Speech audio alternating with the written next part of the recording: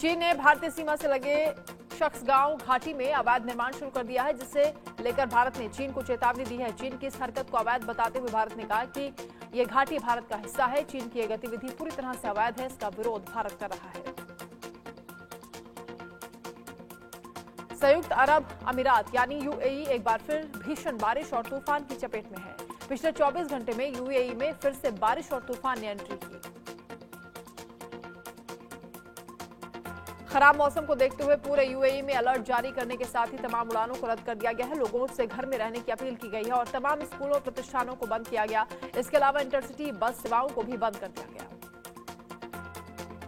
खाड़ी देश दुबई में एक बार फिर से भारी बारिश और तूफान ने दस्तक दे दी है। दुबई के तमाम इलाकों में मूसलाधार बारिश होने की वजह से तेज तूफान का दौर भी जारी है। लोगों में दहशत फैल गई है। मौसम विभाग ने अगले 48 घंटे दुबई में भारी बारिश और तूफान का अनुमान जताया।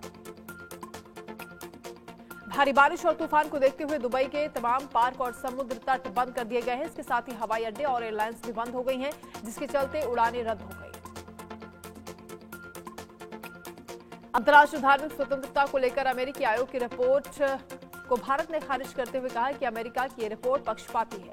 विदेश मंत्रालय ने कहा कि हमें ये उम्मीद नहीं है कि अंतर्राष्ट्रीय धार्मिक स्वतंत्रता पर अमेरिकी आयोग ने भारत के बहुलवादी लोकतांत्रिक लोकाचार को समझने की कोशिश नहीं की। अमेरिकी आयोग की रिपोर्ट पर तीखा हमला बोलते हुए भारत ने कहा कि वार्षिक रिपोर्ट के नाम पर भारत को लेकर अमेरिका का ऐसा दुष्प्रचार प्रकाशित करना जारी है। दुनिया की सबसे बड़ी चुनावी प्रक्रिया में हस्तक्षेप करने की अमेरिकी कोशिश कभी सफल नहीं हुई। बोइंग विमान में गड़बड़ी का खुलासा करने वाले विल्स ब्लोअर जोशुआ डीन की गुरुवार को मौत हो गई। अमेरिका के कैनसास राज्य में रहने वाले जोशुआ 45 साल के थे और बोइंग की सप्लायर कंपनी स्पिरिट में क्वालिटी ऑडिटर का काम करते थे।